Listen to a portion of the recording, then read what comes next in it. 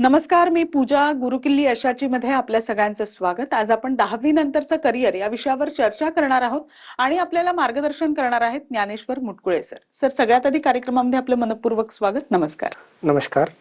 तर विषयाला सुरुवात करण्याआधी सरांची आणि आचार्य अकॅडमीची ओळख करून घेऊया. 1729 आचार्य अकॅडमी ही नीट, जेईई आणि MHT CET या स्पर्धा परीक्षांसाठी विद्यार्थ्यांना मार्गदर्शन करणारी एक विश्वासार्ह शैक्षणिक संस्था आहे. इयत्ता 7वी ते 12वी पर्यंत इंटिग्रेटेड आणि फाउंडेशन बॅचच्या माध्यमातून विद्यार्थ्यांचा भक्कम शैक्षणिक पाया घडवण्याचं कार्य आचार्य अकॅडमी गेल्या अनेक वर्षापासून सातत्यानं करते. 2017 पासून 10,000 पेक्षा अधिक कुटुंबाचा विश्वास मिळवत आचार्य अकॅडमीने शिक्षण क्षेत्रात आपली वेगळी ओळख निर्माण केली.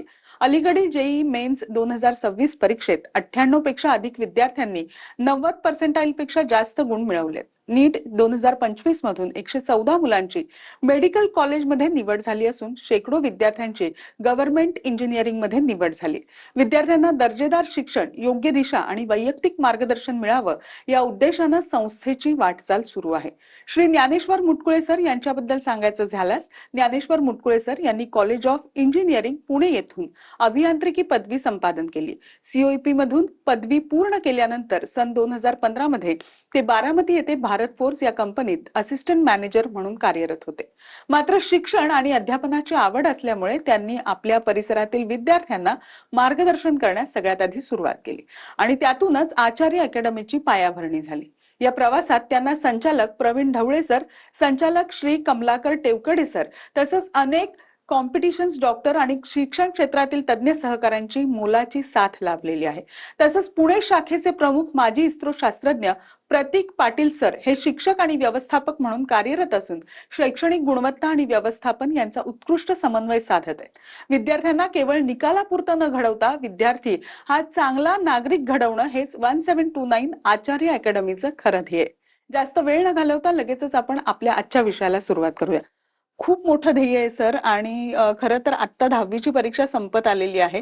तर सगळ्यात पहिला प्रश्न मला तुम्हाला असा विचारायचा आहे, परीक्षा संपल्यानंतर विद्यार्थ्यांना पुढचा निर्णय किती महत्वाचा असतो आणि या टप्प्यांवर योग्य मार्गदर्शन खरं तर विद्यार्थ्यांना मिळणं खूप आवश्यक आहे. त्याबद्दल काय सांगता येईल?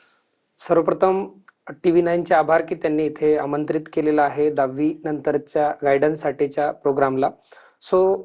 खरं तर 10वी नंतर खूप महत्वाचं ही गोष्ट आहे की एकदा तुम्ही 10वी नंतर पाऊल उचललं, ते मग सायन्सकडे असो, कॉमर्सकडे असो किंवा आर्ट्सकडे, तर परत आपल्याला युटर्न घेणं खूप अवघड जातं. कारण की मेन आपलं मानलं जातं की 10वी नंतर तुम्ही जी दिशा ठरवाल त्याच दिशेमध्ये तुम्हाला कायमस्वरूपी काम करत राहावं लागतं. म्हणजे एखादा असं नाही होत की एखादा इंजिनियर झालाय आणि नंतर परत त्याला डॉक्टर बनता येईल, किंवा एखादा डॉक्टर झालाय परत त्याला लॉयर बनता येईल, किंवा लॉयर झालाय मग परत त्याला वेगळं. म्हणजे 10वी नंतर एकदा तुम्ही सायन्समध्ये मॅथ्स ग्रुप घ्या किंवा बायो घ्या किंवा मॅथ्स प्लस बायो घ्या, असं 11वी म्हणजे 10वी नंतर तुम्ही सायन्स, कॉमर्स आणि आर्ट्स या तीनपैकी कुठली तरी एक शाखा जनरली निवडतात. त्यातल्या त्यात आपल्याकडे मन असते की लहानपणी म्हणायचे की जो सगळ्यात हुशार असेल तर त्याने सायन्स घ्या, थोडासा जेमतेम करणाऱ्यातला असेल तर त्याला कॉमर्स घ्या, किंवा ज्याचं बिझनेस बॅकग्राऊंड आहे, घरामध्ये फॅमिली बिझनेस आहे, ते कॉमर्सकडे जातात.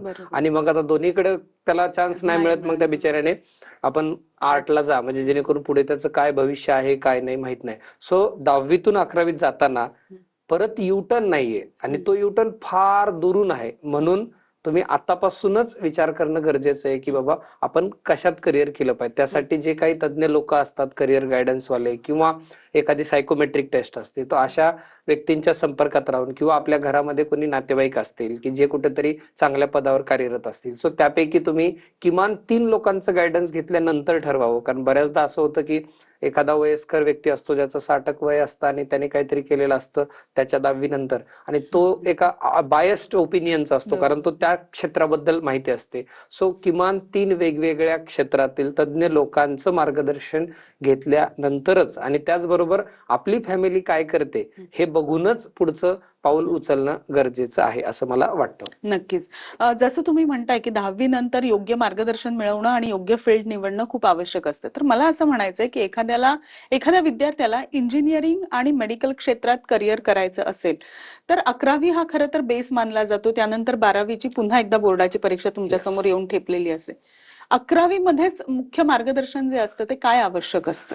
त्याचं कारण असं आहे की सध्या जर तुम्ही एक स्टॅटिस्टिकल बघाल तर स्टॅटिस्टिक्स नुसार जेईचं यावर्षी जी एक्झाम दिली ती साधारण 13.58 लाख म्हणजे जवळपास 13 लाख लोकांनी जेईची एक्झाम दिली. आणि जर जेईच्या जागा बघाल की IITच्या जागा किती आहेत तर त्या हार्डली जागा 17,740 एवढ्या जागा आहेत, त्याच्यात 100 प्लस मायनस. सो 13 लाख विद्यार्थी मधून जर फक्त साधारण 18,000 जवळपास जागांना जर प्रवेश घ्यायचा असेल तर अभ्यास तुम्हाला मी तर म्हणेन 11वी पासून नाही, तो अभ्यास आता हळूहळू 6वी पासूनच विद्यार्थी अभ्यास करायला लागलेत. बरं, याचं कारण एकच आहे, जागा कमी आहेत.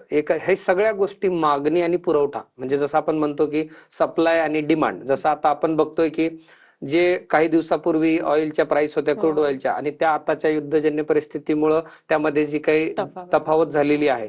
सो या सगळ्या गोष्टी तशाच चालतात. जसं MBBS साठी जागा आहेत 50,000 ते 60,000 गव्हर्नमेंटच्या जागा आणि तिथे विद्यार्थी बसतात 20 प्लस लाख विद्यार्थी बसतात.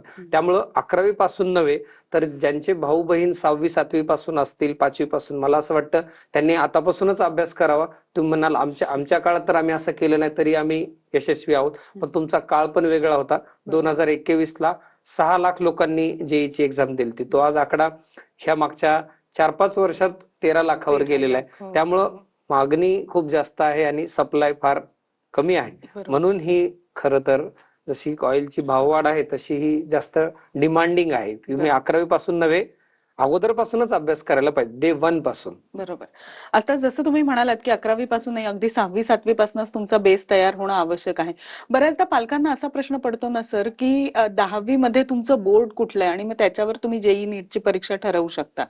तर बोर्ड किंवा 10वी पर्यंतचं तुमचं जे शिक्षण असतं ते किती मॅटर करतं या स्पर्धा परीक्षांसाठी? स्पर्धा परीक्षेला मेन 2-3 गोष्टी लागतात. त्यामध्ये एक असतं तुमचं टाइम मॅनेजमेंट, दुसरं असतं की त्या पर्टिक्युलर टाइम मध्ये तुम्हाला स्पीड आहे तुमच्याकडे पण तुमच्याकडे अॅक्युरसी पाहिजे. म्हणजे असं नाही होत की फक्त स्पीड आहे आणि अॅक्युरसी नसेल तर ती एक्झाम क्रॅक नाही होणार. पण या दोन्ही गोष्टी असल्या तरी तुमच्याकडे तो इंटेलिजन्स आहे का किंवा त्या ऍप्टिट्यूड आहे का हेही मॅटर करतं. त्यामुळं खरं तर कुठल्या बोर्डचा विद्यार्थी आहे म्हणजे तसं बघाल तर सगळ्या पुस्तकांमध्ये न्यूटनचे नियम असतात, सगळ्या वेगवेगळ्या सायंटिस्टच्या थेऱ्या असतात. कुठल्याही पुस्तकात कुठलंही बोर्ड असेल तरी सुद्धा काही त्या थेरी बदलत नाहीत. त्यामुळे एक बेसिक फंडामेंटल स्ट्रक्चर जे आहे ते काही कुठेही बदलत नाही. त्यामुळे तुम्ही CBSEच्या असो, ICSE बोर्डच्या असो, IB असो, SSCच्या असो, सेमी इंग्लिशच्या असो, मराठी मीडियमच्या असो, तुम्ही कुठल्याही बोर्डच्या असाल तरी सुद्धा जो सिलेबस तुमच्या पार्टला आहे तो तुम्ही छान पद्धतीने इन डेप्थ नॉलेज जे तुम्ही अप्लाय करू शकता, जो फाउंडेशन आहे ते तुमचं स्ट्रॉंग पाहिजे. पण जनरली लोक असं म्हणतात की CBSEच्याच सिलेबसच्या धर्तीवर जेई आणि नीट आहे आणि NTA तोच सिलेबस बेंचमार्क कन्सिडर करतं. पण आता आपल्या महाराष्ट्र बोर्डचा पण सिलेबस हा जवळपास CBSE सारखाच आहे. त्यामुळे सध्याच्या परिस्थितीत जर बोलाल तर असं काहीही मॅटर करत नाही. मी माझं उदाहरण देईन की मी मराठी मीडियमचा विद्यार्थी आहे आणि मला जेईला म्हणजे त्यावेळेस आमच्या वेळेस MST CET एक्झाम होती, त्यात चांगला स्कोर आला आणि मला COEP कॉलेज मिळालं. माझ्यासोबतचे बरेच CBSEचे जे की तेवढा स्कोर आला नाही. म्हणजे मराठी मीडियमच्या विद्यार्थ्याला इंग्लिश माहित नसताना तो क्रॅक करू शकतो आणि at the same time ICSE आणि CBSEच्या मुलाला ती परीक्षा क्रॅक करता येत नाहीत. म्हणजे खरंच ही गोष्ट बोर्डाची होती का? ती होती मेहनतीची, जिद्दीची, चिकाटीची. त्यामुळं आणि सगळ्यात महत्वाचं आहे त्याला भूक आहे का? एखाद्याच्या पुढे तुम्ही पंचपक्वान्न ठेवले आणि त्याला भूकच नसेल तर ती गोष्ट तो खाणारच नाही. सो तशा पद्धतीनं विद्यार्थ्याला मला शिकायचंय, मला नाव कमवायचंय, मला आईवडिलांचं नाव उंचवायचंय आणि मला जी परिस्थिती आता आहे ती तर बाय डिफॉल्ट आलेली, पण पुढच्या पिढीला जाताना मी तसं नाही राहिलो पाहिजे. मला काहीतरी एक वेगळ्या स्टँडर्डला घेऊन जायचं, इंटेलेक्च्युअली म्हणा किंवा फायनान्शियली म्हणा किंवा सामाजिक दृष्टिकोनातनं. सो बोर्ड पेक्षा तुम्ही अभ्यास करा, ही गोष्ट मॅटर करते. त्यातही मॅथ्स खूप चांगलं ठेवा कारण मॅथ्सवर सगळं जग चालू आहे. त्यामुळं mathematics is the main subject. त्यामुळं तुम्ही बोर्ड कुठलंही असो दररोज किमान 2 तास मॅथमॅटिक्सचा अभ्यास करायला पाहिजे. अच्छा, जसं तुम्ही म्हणाला की मॅथ्स खूप इम्पॉर्टंट आहे आपल्या संपूर्ण करिअरमध्ये. मात्र करिअर जेव्हा निवडायचा प्रश्न येतो तेव्हा खूप सारे प्रश्न आपल्या समोर उभे राहतात की करिअर कसं निवडायचं. तर 10वी नंतर आपलं करिअर ठरत असतं साधारण. 10वीची परीक्षा संपते, विद्यार्थ्यांना काय मार्गदर्शन कराल? करिअर कसं निवडायचं? हा क्वेश्चन सर्वात जास्त पेरेंट आणि विद्यार्थी विचारत असतात. आपल्याकडे एक मेंटॅलिटी असते की सगळ्या गावामध्ये एक फॉर एक्झाम्पल एक नवीन कारचं ब्रँड आलेलं आहे आणि ती कार सगळेजण घेत असतील तर आपल्या सगळ्यांना वाटतं की ती कार आपल्याकडे असावं. तसंच या करिअरचं ऍक्च्युअल मध्ये काय आपली सिच्युएशन आहे, आपल्याकडं कुठला ऍटिट्यूड आहे, आपल्याकडे कुठला ऍप्टिट्यूड आहे, आपली फॅमिली बॅकग्राऊंड मध्ये आपले कोण कोण काय काय केलेलं आहे, ह्या सगळ्या गोष्टीचा अभ्यास केल्यानंतर खरं तर ठरायला पाहिजे की तुम्ही करिअर कशात करावं. आता आपल्याला जनरली डॉक्टर आणि इंजिनियर ह्या दोनच क्षेत्राबद्दल जास्त खबर. त्याचंही कारण असं आहे की एखाद्या गावामधला एक इंजिनियर झाला की त्याचं पूर्ण गावाभर उदो उदो होतो की खूप चांगल्या कॉलेजला तो शिकला, त्याच्यानंतर नोकरी लागली, मग त्याचं बघून सगळेजण इंजिनिअरिंग कडे जायला लागतात. पण हे विसरून जातात की अरे त्याला 95-96% होते आणि त्याला ते झेपू शकलं म्हणून तो घडला. जसं 10वी मध्ये 60%, 10वी मध्ये नापास पण झाला तो कलेक्टर. असे बऱ्याचदा आपण बघतो की एखादा विद्यार्थी असतो ज्याला फार कमी मार्क असतात तरी तो पुढे चालून UPSC क्रॅक करतो. पण लोक विसरून जातात की त्याच्यानंतर 10 वर्षाचा स्पॅन गेलेला आहे. तो 11वी 12वी ग्रॅज्युएशनचे 3-4 वर्ष त्याने पुढे दिल्लीला जाऊन प्रिपरेशन केलेलं असेल, घरी राहून प्रिपरेशन केलेलं असेल. सो 10वीच्या मार्कावरून पुढच्या 10 वर्षाचं जजमेंट नाही होत. त्यामुळं कोण कधी कसा पुढे जाईल हे आपल्याला सांगता येत नाही. त्यामुळं खरं तर करिअर निवडत असताना पहिले तर आपली फॅमिली बॅकग्राऊंड काय आहे ते मॅटर करणं गरजेचं आहे. म्हणजे एखाद्याचा घरी मोठं हॉस्पिटल आहे आणि आपण बऱ्याचदा म्हणतो की आमचं हॉस्पिटल आहे पण आता मुलाची इच्छा काय आहे माहित नाही. पण खरं तर म्हातारपणात बी हे कळतच नसतं की आपल्याला खरंच काय आवडतं. लोक दुसऱ्यांवर हजारदा टिप्पणी करू शकतात पण जर स्वतःबद्दल म्हटलं की तुम्ही 300 शब्दात तुमच्या स्वतःचं वर्णन करा आणि खरं वाटते तर तुम्ही जे कोणी प्रेक्षक आज बघत असतील तर त्यांनी दुसऱ्याबद्दल किंवा आपल्या मुलाबद्दल बी 4 ओळी लगेच सांगता येतात. तो असा आहे, तो तसा आहे. तुम्ही तुमच्याबद्दलचं वर्णन लिहून बघा, तुम्हाला किती डिफिकल्टी जाईल. त्यामुळे करिअर निवडताना फॅमिली बॅकग्राऊंड, त्याच्याकडे कुठल्या प्रकारचं नॉलेज आहे, कुठल्या प्रकारच्या स्किलसाठी तो उत्साही आहे, त्यानंतर त्याचा स्वभाव कसा आहे आणि त्याचबरोबर त्याला काय जमतं. नाही तर बऱ्याचदा असं होतं की तुम्ही ससा आहे, तो खूप फास्ट पळू शकतो, त्याला तुम्ही वेगळं काहीतरी लावून किंवा त्याची शर्यत माशाबरोबर लावू नका जो की पाण्यामध्ये पोहतो. तुम्ही कुठलं स्किल सेट आहे. बरं आता तुम्ही म्हणाल की हे स्किल सेट, बरं हे सगळं आहे, स्किल सेट चांगलं आहे, त्याचबरोबर फॅमिली बॅकग्राऊंड चांगले, पण त्या गोष्टीला डिमांडच नसेल तर काय. त्यामुळे तुम्हाला सगळ्या गोष्टी बघूनच निर्णय घ्यावा लागतो की पुढे चालून कशाला नोकरी आहे. सध्या जर बघाल तर MBBS ला किमान 10 वर्षे लागतात, छान सगळं शिक्षण होऊन सुपर स्पेशालिटी होऊन. त्या बाबतीत इंजिनिअरिंगला असं आहे की 4 वर्षात नोकरीला लागतो.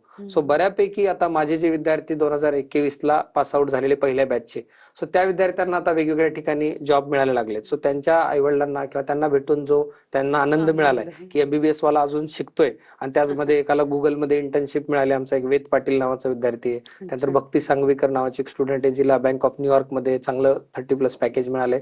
सो लवकर पैसे पाहिजे असतील तर इंजिनिअरिंग कडे जावं, घरी मोठं हॉस्पिटल असावं तर त्याने डॉक्टर बनावं. त्याची काय आवड आहे ह्यापेक्षा आई वडिलांनी 3 पिढ्यापासून ते चालवत आलेले, पुढे कोणीतरी लिगसी न्यायला पाहिजे. हा, जर त्यात 2 असतील तर एकाने डॉक्टर बनावं, दुसऱ्याने दुसरं काहीतरी बनावं. सो करिअर निवडताना ह्या सगळ्या बाबी तुम्ही माइंडमध्ये घेऊनच डिसिजन घ्यावं ही विनंती. नक्कीच. बोर्ड परीक्षा आणि स्पर्धात्मक परीक्षा याबद्दल मला जाणून घ्यायचं.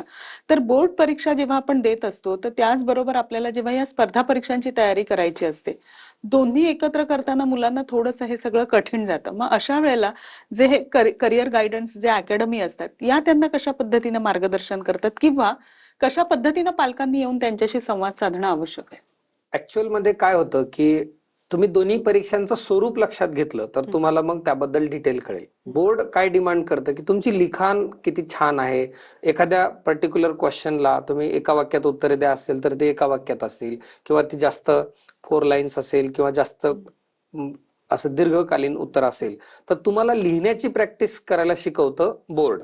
आणि त्याच बाबतीमध्ये स्पर्धात्मक परीक्षा असं की क्विक डिसिजन मेकिंग आहे की तुम्हाला 1 मिनिट दिलेला, 1 मिनिटात एक क्वेश्चन वाचायचा आहे, तो आकलन करायचे त्याचं की ते काय विचारतोय तुम्हाला ते सॉल्व्ह करायचे आणि 4 पैकी 1 ऑप्शन तुम्हाला टिक करायचे. सो बेसिकली स्पीड जी आहे ती मॅटर करते स्पर्धात्मक परीक्षांसाठी आणि रायटिंग स्किल ही मॅटर करते तुमच्या दीर्घ म्हणजे जे बोर्ड पेपर आहेत. सो बेसिकली बोर्डाचा अभ्यास खूप छान झालेला असेल तर तुम्हाला ऑटोमॅटिकली स्पर्धात्मक गोष्टींसाठी मदत मिळते. परंतु बोर्डाचे मार्क हे इतके मॅटर करत नाहीत जितके स्पर्धात्मक रँकिंग. म्हणजे आता उदाहरण द्यायचं झालं तर JEE ला 75% बोर्डात क्रायटेरिया आहे आणि प्रत्येक स्टेटला टॉप 20% आहे, म्हणजे आयदर ऑफ द, म्हणजे जेणेकरून असं होऊ नये की एखाद्या वेळेस एखाद्या राज्यामधील एकाही विद्यार्थ्याला 75%च्या वर मार्क मिळाले नाही तर त्यांचा एकही विद्यार्थी क्वालिफायच नाही, असं नको. म्हणून जे म्हणजे एनटीएने टॉप 20% ऑफ दॅट स्टेट किंवा 75% या दोन्हीपैकी एक क्रायटेरिया कुठला तरी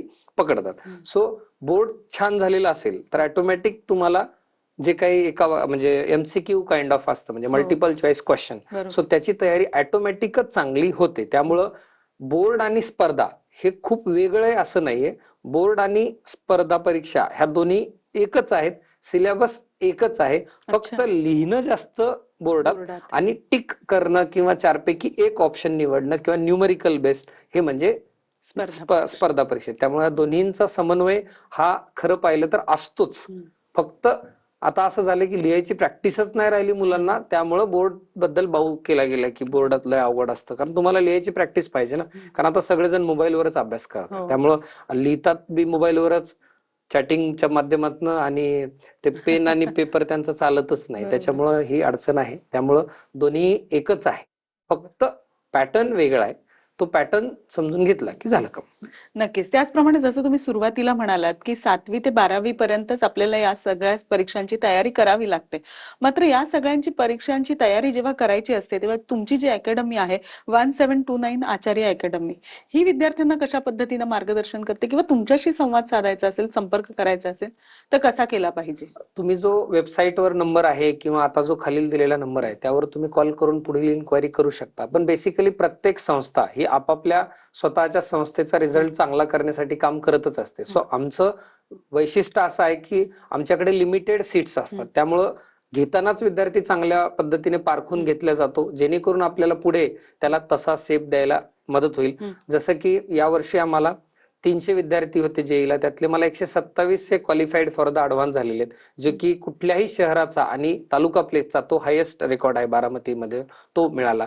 तर तोच गोष्ट एमबीबीएस साठी बोलायला गेलात तर माझ्याकडे 289 विद्यार्थी टू बी प्रिसाइज होते, त्यातले 42 got in to the MBBS आणि 60 गॉट बीएमएस. मग बाकीचे आम्ही बीडीएस बीएचएमएस हे थोडं काउंट पण त्यामध्ये ऍड केलेला नाहीये. सो बेसिकली प्रत्येक विद्यार्थ्यावर आई वडिलांनी, संस्थेनी, तिथल्या टीचरनी लक्ष दिलं. सो माझ्याकडे 30:1 रेशो आहे की 30 विद्यार्थ्यामागे एक टीचर, जेणेकरून त्या 30 लोकांचं सिलेक्शन चांगलं व्हावं ही त्या टीचरची जबाबदारी. त्याने जबाबदारी पूर्ण केली तर त्याचं इन्क्रीमेंट होईल, त्याला नोकरी राहील, नाही तर त्याला शाल्व श्रीफळ. सो बेसिकली देशामध्ये अकाउंटेबिलिटी पाहिजे. सो एनिथिंग तुम्ही जे मोजू शकता त्याला तुम्ही चांगलं रूप देऊ शकता, त्याला तुम्ही इम्प्रूव्ह करू शकता. सो काउंटेबिलिटी, आणि त्याच्यासाठी बरेचसे सॉफ्टवेअर बनवलेत आम्ही एआयचा वापर करून की कुणाचं काय वीक पॉईंट आहेत, कुणाचं काय स्ट्रॉंग पॉईंट आहेत. आणि परीक्षागृह हे त्या पर्टिक्युलर आमच्या टूलचं नाव आहे, जे आमच्या इन हाऊस टीमनी बनवलेलं आहे. सो आम्ही 7वी मध्ये 100, 8 मध्ये 150 असं लिमिटेडच घेतो, आणि 11वी 12वीला 300 विद्यार्थी घेतो, जेणेकरून आम्हाला त्यावर चांगलं काम करता येईल. So this is the speciality of the institute. बरोबर. त्याचप्रमाणे एएसएटी याबद्दल थोडक्यात आम्हाला सांगा, आणि ही परीक्षा विद्यार्थ्यांना कशा पद्धतीने सोपी करून देता येईल किंवा काय करता येईल? सो मेगा एसॅट बद्दल बोलायचं झालं तर आम्ही दरवर्षी 50 ते 100 असे विद्यार्थी असतात की ज्यांना आर्थिक सहाय्याची गरज असते स्कॉलरशिपच्या माध्यमातून, आणि बऱ्याचदा विद्यार्थ्यांना त्यांचं करिअर निवडीसाठी सुद्धा गायडन्सची गरज असते. सो ती जी आमची एक्झाम आहे 22 मार्च रोजी, ज्यामध्ये सीबीएसईचा पेपर आणि एसएससीचा पेपर हे दोन्ही वेगवेगळे असतील. सो त्या विद्यार्थ्यांना आपण त्यांच्या गुणांनुसार स्कॉलरशिप देतो. आणि काही विद्यार्थी असे असतील की ज्यांना डॉक्टर बनायचे, इंजिनियर बनायचे, लॉयर बनायचे, जज बनायचे, आयपीएस काही बनायचे हे माहित नाही. सो अशा विद्यार्थ्यांचं मी स्वतः 1-on-1 बोलून त्यांना आपण गायडन्स करतो. त्यामुळे ज्या ज्या विद्यार्थ्यांना कन्फ्युजन आहे लाईफमध्ये काय करायला पाहिजे, सो तुम्ही 22 मार्च रोजी तिथे रजिस्टर करून येऊ शकता किंवा ऑन दी स्पॉट सुद्धा येऊ शकता. त्यामध्ये आम्ही बऱ्याच विद्यार्थ्यांना मदत करतो, जेणेकरून ते हुशार आहेत पण ते तेवढं आर्थिक कुवत त्यांची नाहीये. सो यातलं एक उदाहरण म्हणून समर्थ कोसेकर नावाचा एक विद्यार्थी, ज्याचे बाबा ड्रायव्हर आहेत.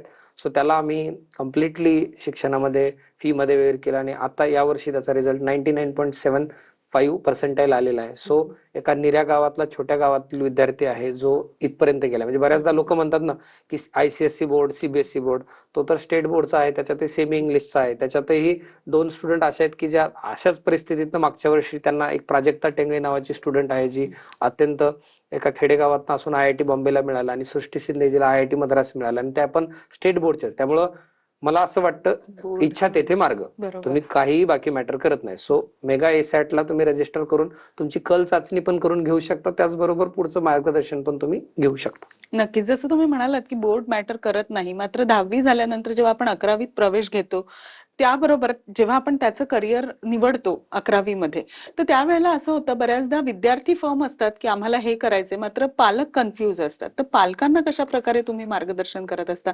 त्यांचा सहभाग विद्यार्थ्यांमध्ये किती महत्वाचा आहे? ऍक्च्युली आपण म्हणतो की शिक्षण या क्षेत्रामध्ये सगळ्यात महत्वाचा असतो विद्यार्थी, तो आहे 80% आपल्याला, आणि संस्था 10% आणि पालक 10%. सो तिघं मिळून हे त्रिकूट जे आहे, सो ट्रायंगल जो आहे तो कम्प्लीट होतो आणि 100% बनतं. म्हणजे बऱ्याचदा लोक म्हणतात की कुठली संस्था निवडायला पाहिजे शिकायला म्हणजे माझा विद्यार्थी घडेल.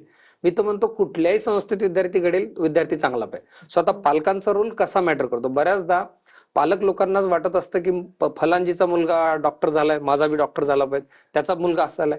हे विसरूनच जातात की म्हणजे आता एक सोप्या भाषेत खेड्यातील लोकांना उदाहरण द्यायचं म्हणजे एखादं रान चांगलं नाहीये तर तिथं तुम्ही काळीचं रान नाहीये तर तिथं तुम्ही डाळिंब लावत, तिथं तुम्ही गहू नाही लावत किंवा तुम्ही तिथे ऊस नाही लावत. म्हणजे जमीन ज्या प्रकारची आहे त्या प्रकारचं बियाणं तुम्ही ज्या प्रकारचं पीक तिथे लावायला पाहिजे. तसं पालकांसाठी हे सजेशन आहे की विद्यार्थ्याला काय येतं ते पण बघा, तुमचे काय स्वप्न आहेत त्यापेक्षा त्याला काय आवडतं तेही बघायला पाहिजे. पण बऱ्याचदा असं असतं की त्याला जे आवडतं ते व्हॅलिडेट पण करून घेण्याची गरज आहे. कदाचित तो एखाद्या मित्रामुळे किंवा मैत्रिणीमुळे तर ठरवत नाही ना की त्याला तिथे जायचंय. म्हणजे बऱ्याचदा मी असं ऑब्झर्व केलंय की एखाद्या इन्स्टिट्यूटला त्याच्या वर्गातला कोणतरी विद्यार्थी गेलाय म्हणून 5-6 जण तिकडे जातात. म्हणजे ऍक्च्युअल मध्ये खरं त्या विद्यार्थ्याला जमतंय, झेपतंय हे पालकांनी बघावं आणि मगच ठरवावं. नक्कीच. ज्या पद्धतीने सर तुम्ही मार्गदर्शन केलं की 10वी नंतर विद्यार्थ्यांनी करिअर कसं निवडावं आणि ज्या पद्धतीने तुमची अकॅडमी कशी विद्यार्थ्यांना मदत करते, याबद्दलचं खूप छान मार्गदर्शन आमच्या प्रेक्षकांना केलं. त्याबद्दल आपले मनःपूर्वक आभार. नमस्कार. धन्यवाद. गुरुकिल्ली यशाची मध्ये आज आपण इथेच थांबतोय. तुम्ही मात्र कुठेही जाऊ नका. पाहत रहा TV9 मराठी.